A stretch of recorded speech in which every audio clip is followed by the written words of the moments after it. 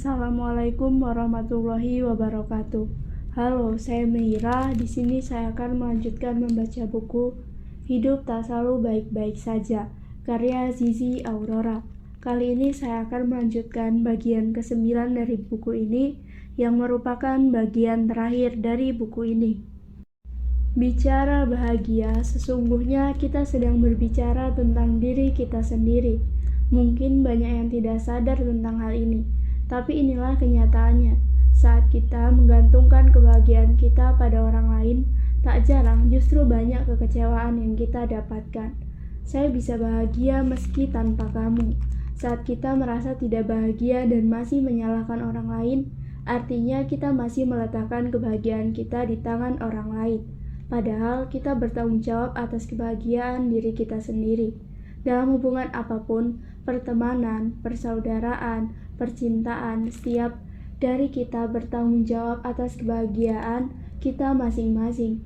Dalam sebuah artikel yang pernah saya baca, suatu ketika istri John Maxwell, Margaret, menjadi berbicara di salah satu sesi seminar tentang kebahagiaan. Maxwell, sang suami, duduk di bangku paling depan dan mendengarkan. Di akhir sesi, semua pengunjung bertepuk tangan dan tiba di sesi tanya jawab. Setelah beberapa pertanyaan, seorang ibu mengacungkan tangannya untuk bertanya, "Miss Margaret, apakah suami Anda membuat Anda bahagia?" Seluruh ruangan langsung terdiam. Satu pertanyaan yang bagus dan membuat Margaret tampak berpikir beberapa saat sampai kemudian ia menjawab tidak. Seluruh ruangan langsung terkejut. Seluruh mata memandang ke arah Maxwell. Maxwell mulai menoleh-noleh mencari pintu keluarnya. Rasanya ia ingin cepat-cepat keluar. Kemudian Margaret melanjutkan, "John Maxwell adalah seseorang suami yang sangat baik. Ia tidak pernah berjudi, mabuk-mabukan, main serong. Ia setia, selalu memenuhi kebutuhan saya, baik jasmani maupun rohani. Tapi tetap dia tidak bisa membuatku bahagia." Lalu ada yang melempar tanya, "Mengapa?" "Karena tidak ada seorang pun di dunia ini yang bertanggung jawab atas kebahagiaanku selain diriku sendiri," jawab Margaret. Margaret mengatakan bahwa tidak ada orang lain yang bisa membuat diri kita bahagia. Baik itu pasangan hidup kita, sahabat kita, uang, maupun hobi. Semua itu tidak bisa membuat kita bahagia. Sebab yang bisa membuat diri kita bahagia adalah diri kita sendiri. Margaret melanjutkan bahwa kita bertanggung jawab atas diri kita sendiri. Jika kita sering merasa berkecukupan, tidak pernah punya perasaan minder, selalu percaya diri, kita tidak akan merasa sedih. Sesungguhnya pola pikir kita yang menentukan apakah kita bahagia atau tidak, bukan faktor dari luar. Bahagia adalah pilihan kita sendiri. Bagaimana? Apakah kita masih ingin memohon kebahagiaan dari orang lain, sementara diri kita sendiri sanggup menciptakan bahagia untuk diri sendiri? Tapi tidak dipungkiri memang dalam keadaan-keadaan tertentu menciptakan bahagia butuh perjuangan. Itulah mengapa berpikir positif itu perlu. Dengan berpikir positif bahwa hari ini akan membahagiakan, ternyata bisa membantu kita untuk merasakan bahagia sepanjang hari tersebut. Sebuah riset yang dilakukan Cornell Legacy Project menemukan orang-orang yang telah lanjut usia mengaku lebih bahagia di masa senja mereka. Mereka pun mengungkapkan salah satu pelajaran hidup yang paling bermakna dalam hidup mereka, yaitu menunggu kebahagiaan datang dengan sendirinya adalah hal yang tidak efektif dan tidak tepat. Mengapa orang sebahagia itu? Saya kapan yakin mereka bahagia? Iya, aku yakin. Setiap ketemu wajah mereka kelihatan happy. Di sosmed juga postingan-postingannya happy-happy mulu. Oke, terkadang dengan melihat orang lain bahagia, maka kita pun pasti ingin bahagia seperti mereka. Tapi jangan kemudian terjebak dengan kebahagiaan mereka ya, sebab kita masih harus menciptakan kebahagiaan kita sendiri. Tidak masalah jika kebahagiaan mereka juga menjadi motivasi bagi kita untuk merasakan kebahagiaan, asalkan dengan cara kita sendiri. Sebab terkadang ada orang yang ingin bahagia dengan melakukan apa yang orang lain lakukan. Misalnya dengan mengikuti gaya hidup orang yang kita nilai bahagia. Ini bukan cara yang tepat untuk menemukan kebahagiaan itu. Apalagi menemukan kebahagiaan di tengah kehidupan yang tidak selalu baik-baik saja ini. Seperti kita bahas di atas, bahwa kebahagiaan berasal dari pikiran. Maka yang pertama kali kita lakukan untuk menciptakan kebahagiaan adalah meningkatkan kesadaran pikiran atau mindfulness yang sering dikaitkan dengan yoga atau meditasi. Jason Weller, seorang psikoanalisis di New York City, menemukan kesadaran pikiran ini dengan olahraga lain seperti berenang. Selanjutnya kita bisa menuliskan rasa syukur seperti yang biasa dilakukan oleh Casey Howard, seorang terapis asal San Antonio. Beberapa studi menunjukkan bahwa mengekspresikan rasa syukur bisa membuat kita tidur lebih nyenyak dan menurunkan resiko depresi. Hal lain yang bisa kita lakukan adalah terhubung dengan orang lain, seperti komunikasi. Sebab komunikasi merupakan kunci dari semua hubungan manusia. Dengan terhubung dengan orang lain, maka kita juga akan merasakan kebahagiaan. Saat kita benar-benar butuh mengungkapkan sesuatu, ada baiknya kita mengungkapkan apa yang dirasakan kepada orang terdekat daripada menyimpannya sendiri. Itu juga bisa menjadi salah satu kunci kebahagiaan. Jadi, kapan kita bahagia? Saat kita berhenti melihat orang lain dan memilih untuk fokus pada kebahagiaan diri kita sendiri. Bahagia bukan tanpa resiko. Bahagia bukan tanpa resiko, maksudnya bahagia pun juga memiliki resiko, terlebih jika kita menyikapi kebahagiaan tersebut secara berlebihan. Banyak orang yang berharap kebahagiaan menjadi gong dalam perjalanan hidup mereka. Contohnya, ketika kita mengejar sesuatu yang kita anggap bisa memuaskan. Ketika kita mendapatkannya, tak jarang kita akan menunjukkan rasa senang yang meluap-luap. June Gruber, asisten profesor psikologi dari Yale University, menulis di Greater Good Magazine, jika seseorang merasakan kebahagiaan yang berlebihan dalam kadar yang wajar, kebahagiaan dapat memompa kreativitas. Tapi saat kebahagiaan yang dirasakan tidak terkontrol, hal ini bisa membuat seseorang kesulitan menyalurkan kreativitasnya.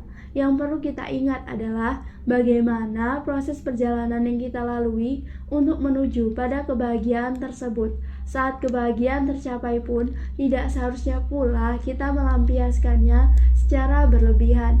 Berbahagia seperlunya saja, supaya ketika tiba saatnya kita berjuang lagi, kita tidak akan bermalas-malasan karena terlena dengan kebahagiaan yang kita miliki. Kita masih harus melanjutkan perjalanan, masih ada kehidupan yang tidak baik-baik saja di depan. Ini realistis, maka bahagia juga harus realistis dan secukupnya. Saya tidak ingin kita terlena dengan rasa nyaman dan bahagia. Ternyata saya masih merasa hampa. Setiap dari kita, saya rasa pernah merasakannya. Bahkan saat kita memiliki segalanya pun, tidak membuat kita terhindar dari rasa hampa. Dalam hati seperti ada yang kosong, padahal kita memiliki segalanya. Sampai orang lain pun merasa iri dengan apa yang kita miliki. Tapi rasa hampa itu seperti tidak pernah berhenti mengikuti. Saat itu jelang pernikahan, saya benar-benar merasakannya. Saya merasa hampa dan kosong. Padahal saat itu saya sibuk bertemu banyak vendor untuk acara pernikahan yang kebetulan saya urus sendiri. Saya juga semakin intens bertemu dengan sepupu yang selalu menemani kemana-mana. Saya yang biasanya seperti pendekar kemana-mana sendiri, jelang pernikahan lebih sering ditemani sepupu. Bahkan saat barang yang saya bawa tidak terlalu banyak, tapi saat itu saya benar-benar merasa hampa. Saat itu saya benar-benar dianggap sempurna oleh orang-orang di sekitar saya.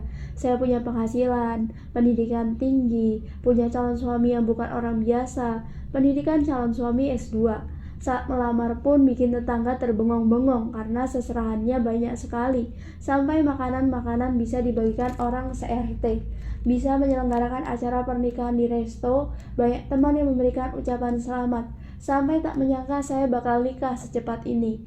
Lalu sahabat karib saya bahkan datang jauh-jauh dari Pacitan dan menginap di rumah saya. Seorang teman SMA yang tahu latar belakang suami saya langsung mengucapkan selamat dan bilang, "Wah, enak ya kamu." Saat dibanjiri ucapan, dibanjiri pujian, dikelilingi banyak orang, disitulah saya menjadi benar-benar merasa hampa. Rasanya saya ingin menghilang saja. Saya bahkan sempat ingin kabur, padahal pernikahan itu sudah di depan mata. Saya seperti baru saja bangun dari tidur dan tidak tahu akan apa yang sudah saya lakukan. Dalam beberapa hari, saya benar-benar mendadak terserang rasa hampa dan kosong. Saya merasakan diri saya seperti sungai yang mengalir dan tidak tahu kemana arah dan tujuannya. Bahkan saat saya datang ke resto untuk survei setting seperti apa yang cocok untuk acara pernikahan, saya tiba-tiba merasa kosong. Aku seperti tidak tahu apa yang harus saya lakukan. Kemudian, padahal jelas saya akan menikah. Setiap malam sebelum tidur, saat saya benar-benar sendirian, saya merenungi apa yang sebenarnya sedang terjadi pada hidup saya. Calon pengantin di luar sana merasa bahagia dan berbunga-bunga jelang pernikahan mereka. Tapi kenapa saya seperti ini? Di luar segala masa lalu dan trauma, saya kemudian sadar bahwa rasa hampa itu tumbuh dari pikiran yang lelah dan ketakutan. Oke, saya akui, menyiapkan pernikahan sendiri memang melelahkan. Ditambah lagi rasa takut dan khawatir tentang bagaimana kehidupan saya setelah menikah nantinya. Rasa takut dan khawatir itu bertumpuk tak karuan sampai akhirnya saya mengambil jeda. Saya menginap di rumah nenek beberapa hari dan berhenti memikirkan persiapan pernikahan. Saya menenangkan diri dan meyakinkan diri bahwa saya akan sanggup menghadapi hidup saya selanjutnya. Ya, seperti saya katakan di atas, memutuskan menikah dengan Mas Rifki bukan sebuah keputusan yang mudah. Setelah merasa tenang kembali, saya kembali ke Jogja dan melanjutkan persiapan pernikahan. Jadi saat kita merasa hampa, yang harus kita lakukan adalah mengetahui akar permasalahan supaya kita tahu langkah apa yang perlu kita lakukan untuk keluar dari kehampaan tersebut. Sebab jika kita membiarkannya berlarut-larut, maka akan menambah masalah yang lebih besar. Jangan juga mencari pelarian, karena hal tersebut akhirnya akan menimbulkan kehampaan yang lebih besar. Lebih fokus pada diri kita sendiri, cari tahu akar masalahnya, dan keluar dari sana. Memang butuh ketenangan untuk benar-benar sampai pada titik fokus, supaya hati dan pikiran kita terbuka untuk melihat semua akar masalah dari kehampaan itu.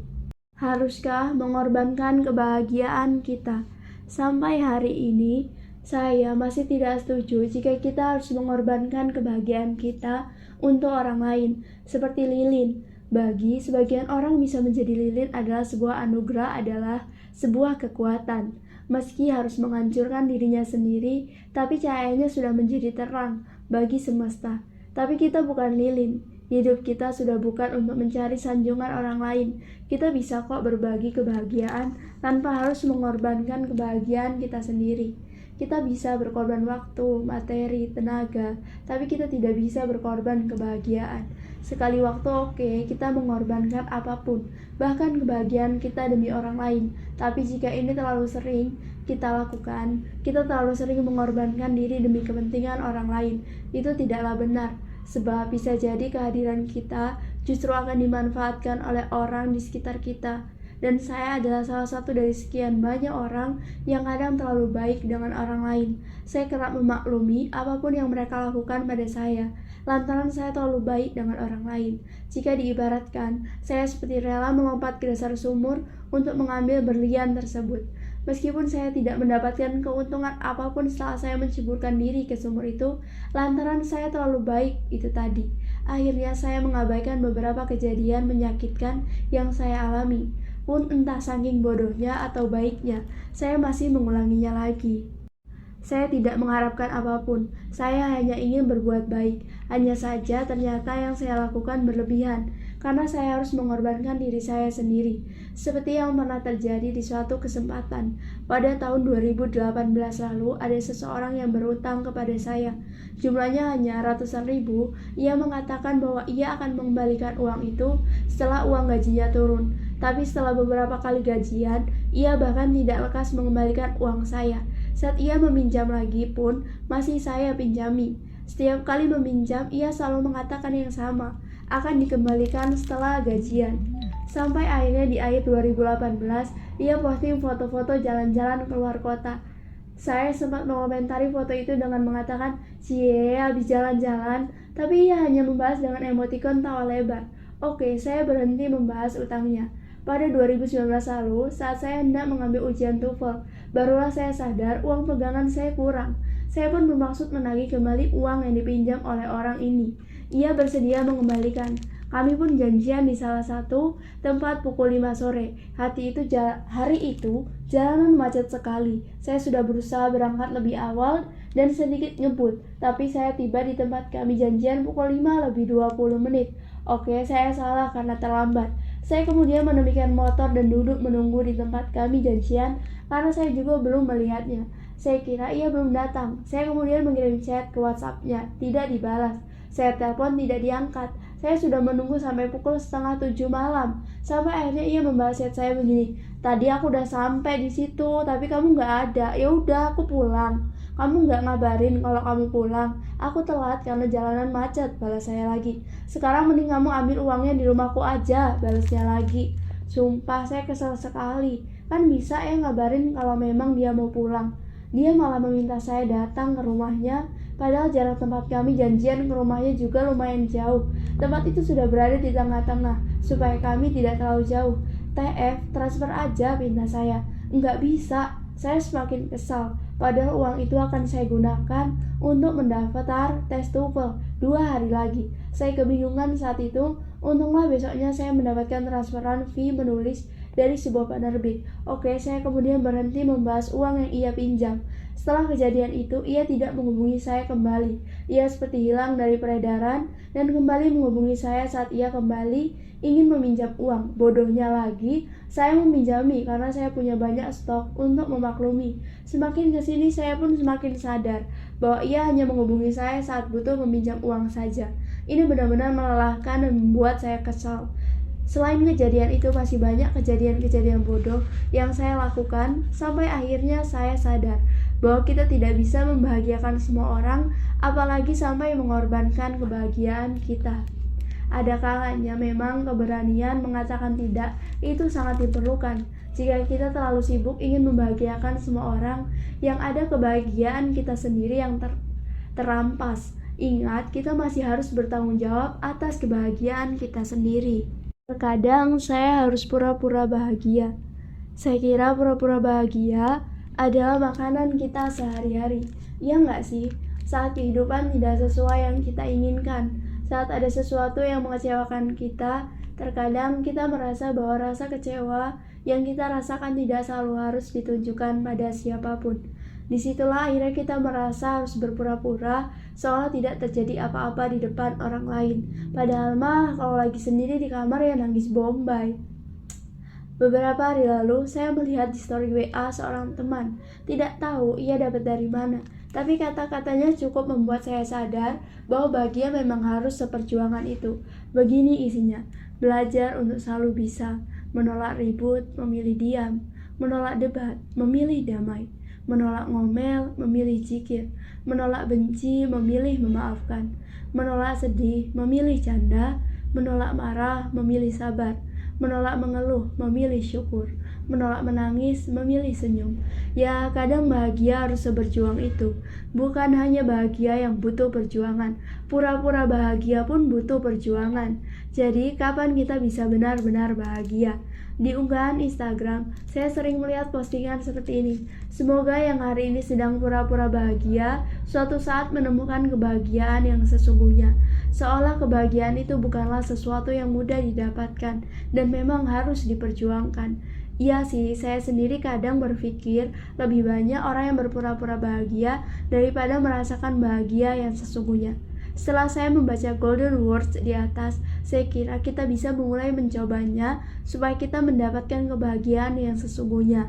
Kebahagiaan yang keluar dari dalam diri kita sendiri, bukan suatu hal yang mustahil kok. Sebab kebahagiaan adalah milik orang-orang yang hatinya dipenuhi kelapangan untuk bisa menerima dan mengubah hal-hal negatif menjadi lebih positif. Semangat ya untuk kita yang berjuang menjemput kebahagiaan sesungguhnya. Jadi, bagaimana cara saya bahagia? Aku juga ingin bahagia. Aku juga ingin bahagia. Tapi bagaimana caranya?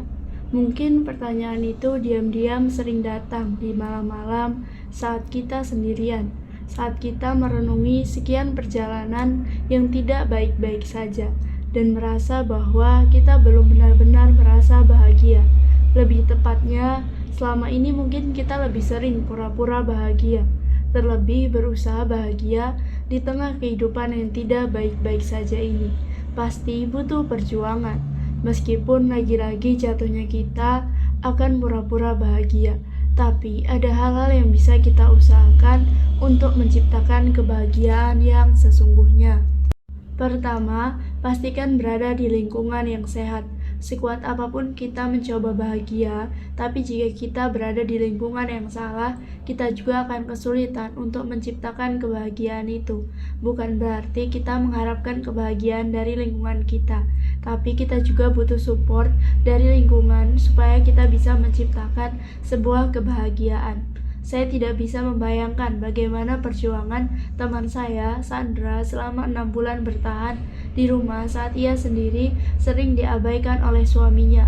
Tidak diajak bicara, masakannya tidak disentuh suaminya, uang yang diberikan untuknya dilempar begitu saja. Dan suaminya sering pulang dini hari, sementara Sandra di rumah harus mengurus anak sendirian. Saat ia chatting dengan saya, ia mengatakan, kita harus mencari kebahagiaan kita sendiri. Jangan bergantung pada siapapun, bahkan pada pasangan sekalipun. Iya, tapi kalau lingkungan enggak mendukung, gimana bisa bahagia? Yang ada kitanya malah tekanan batin. Kamu harus pulang ke rumah ibumu, balas saya kemudian. Kamu berhak menemukan sejatinya bahagia, balas saya lagi. 2 minggu kemudian ia mengabari bahwa ia memutuskan pulang ke rumah ibunya. Begitulah lingkungan adalah bagian dari support system untuk menciptakan kebahagiaan. Untuk itu, selama ini kita mungkin sering mendengar tentang media yang menyuarakan untuk bergaul di lingkungan yang tepat. Sebab tidak sedikit orang yang berada di lingkungan yang salah justru merasa tertekan bahkan kehilangan dirinya. Kedua, jujur pada diri sendiri dan orang lain. Saya tergolong orang yang belak-belakan apa adanya, jujur dan sulit bagi saya untuk berbohong. Apalagi jika diminta berbohong, maka saya bukan ahlinya. Ketika saya berbohong, saya merasa gelisah dan tidak tenang. Bahkan mungkin saking jujurnya, saat saya tidak suka dengan sesuatu atau seseorang, saya akan menunjukkannya. Jika bukan dengan kata-kata, setidaknya dengan perbuatan. Di saat banyak orang di luar sana memilih bermuka dua, baik di depan padahal benci di belakang, saya memilih untuk belak-belakan. Kalau saya tidak suka dengan seseorang, ya saya tidak menyapanya dan cenderung menghindarinya. Saya tidak bisa jika harus berbaik-baik di depan tapi benci di belakang. Tapi entah mengapa akhir-akhir ini rasanya saya sedang diajak belajar untuk berpura-pura. Saya seperti terjebak di satu kehidupan di mana orang-orang di dalamnya bermuka dua. Di depan saya mereka bisa bermanis-manis ria, benar-benar manis sampai saya tak menyangka bahwa di belakang mereka menghabisi saya dengan kata-kata mereka. Sampai saat saya bertemu lagi untuk kedua kalinya, mereka bisa bersikap seolah semuanya baik-baik saja. Padahal saya sudah mendengar semua yang mereka bicarakan di belakang. Saat saya berusaha menarik diri dari mereka, ada seseorang yang menahan saya dan meminta saya untuk bersikap sebagaimana mestinya. Di belakang terserah kamu, tapi di depan mereka bersikaplah biasa aja. Bagaimana saya bisa? Sementara apa yang mereka katakan di belakang saya sangat menyakitkan. Saya merasa lebih tenang dengan menjauhi mereka daripada harus bermuka dua seperti itu. Melelahkan, rasanya itu bukan diri saya dan saya menjadi tidak jujur dengan diri saya sendiri. Saat ini saya sedang terjebak dalam posisi itu. Saya merindukan diri saya yang kemarin, yang belak-belakan, jujur dan apa adanya. Saya merasa benar-benar bahagia dengan menjadi diri saya sendiri. Saya merasa benar-benar bahagia karena saya tidak pernah berpura-pura. Saya menulis bagian ini dan memasukkan kebahagiaan jujur dengan diri sendiri dan orang lain adalah salah satu cara menciptakan kebahagiaan, karena itulah yang benar-benar saya rasakan. Ketika kita tidak jujur dengan diri sendiri maupun orang lain, selanjutnya kita akan berpura-pura. Begitu seterusnya, sekali ada kebohongan, akan selalu diikuti kebohongan selanjutnya. Sekali berpura-pura, akan diikuti kepura-puraan yang lainnya. Ketiga, menerima diri sendiri. Menerima diri sendiri bisa bikin bahagia. Iya, ketika kita bisa menerima kekurangan maupun kelebihan diri dan tidak lagi membandingkan diri kita dengan orang lain, hati kita pasti akan dipenuhi rasa syukur dan kebahagiaan. Bentuk dari penerimaan atas diri kita sendiri antara lain meluangkan waktu untuk diri sendiri, menenangkan diri, dan mengenal diri sendiri. Iya, untuk bisa menerima diri sendiri, kita butuh mengenal diri kita dengan baik. Maka dari itu, cobalah meluangkan waktu untuk mengenal diri sendiri supaya kita kita semakin kenal dan dekat dengan diri kita sendiri. Selanjutnya, menemukan tujuan hidup versi diri sendiri. Menerima diri sendiri juga dapat dilakukan dengan menerima segala hal yang tidak dapat kita ubah. Berharap untuk mengubah sesuatu yang tidak akan pernah mampu kita ubah hanya akan menguras energi dan waktu. Selain itu, kita juga bisa menerima diri kita dengan terus berusaha mengubah hal-hal yang bisa diubah demi kebahagiaan kita. Jika ada hal yang tidak bisa diubah, tentu ada hal-hal yang dapat diubah, seperti prestasi atau kesuksesan karir. Dua hal ini bisa kita ubah selama kita sendiri mengusahakannya, karena kita benar-benar ingin menjadi orang yang sukses di masa depan. Ya, menerima diri sendiri memang harus seberjuang itu. Tapi tak apa, sebab ketika kita benar-benar bisa menerima diri sendiri, di saat itulah kita menemukan satu langkah untuk menciptakan kebahagiaan. Ketiga, menenangkan pikiran. Berbicara tentang pikiran, saya kira pikiran adalah bagian dari tubuh kita yang paling agresif. Kenapa paling agresif? Badan kita mungkin diam, tapi siapa sangka pikiran kita bisa mengembara keliling dunia memikirkan berbagai hal, sampai berasumsi yang tidak-tidak tentang sesuatu hal. Begitulah pikiran. Jika kita tidak pandai mengendalikan pikiran, kita akan benar-benar lelah dibuatnya. Kita mungkin akan hanyut di dalamnya. Ada kalanya kebahagiaan itu juga terletak di dalam pikiran kita. Semakin kita sering memikirkan hal-hal yang negatif, maka sulit pula bagi kita untuk menciptakan kebahagiaan. Saya merasakannya sendiri saat saya tidak bisa mengendalikan pikiran sampai memikirkan hal yang tidak-tidak. Bisa-bisa saya merasa sedih, bahkan insecure. Padahal apa yang saya pikirkan bisa jadi hanya asumsi-asumsi saja. Itulah kenapa kita harus pandai mengendalikan pikiran. Untuk hal-hal yang saya sendiri tidak tahu bagaimana harus mengatasinya. Daripada berasumsi yang tidak-tidak, saya memilih untuk mengatakan, ya sudahlah, mungkin memang ini yang harus kuhadapi. Saya kemudian berhenti memikirkan hal-hal yang tidak lagi perlu saya pikirkan. Sekali lagi, bahagia memang harus berjuang itu, apalagi di tengah kehidupan yang tidak selalu baik-baik saja ini. Semangat ya! Kita telah mencapai ujung akhir dari buku ini. Saya berharap kita semua bisa mendapatkan banyak manfaat dari buku ini. Dan tetap semangat untuk menjalani hidup yang tak selalu baik-baik saja. Terima kasih telah mendengarkan. Wassalamualaikum warahmatullahi wabarakatuh.